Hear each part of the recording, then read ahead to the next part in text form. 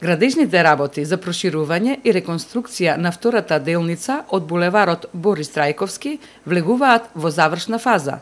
Градоначалникот на град Скопје, Коце Трајановски, и градоначалникот на општина Кисела Вода, Билјана Беличанец Алексич, извршија увид во градежните работи и најавија дека во наредните денови ќе се асфалтира делницата долга 1126 метри на потекот од крстосницата со булеварот Србија до влезот во поранешната фабрика Стакларница. Проширувањето на овој дел, булеварот доби 4 коловозни ленти, по 2 во секоја насока, широки по 3,5 метри. Од двете страни на коловозот се изградени тротоари покриени со бекатон плочки. Градоначалникот на општина Кисела Вода Билјана Беличанец Алексич истакна дека ова е уште еден во низата успешни проекти на градот Скопје во оваа општина. Апелирам до моите сограѓани да покажат разбирање и трпение, додека траат градежните работи на оваа сообраќајница. Крајниот резултат ќе биде од корист на сите, нагласи Билјана Беличанец Алексич.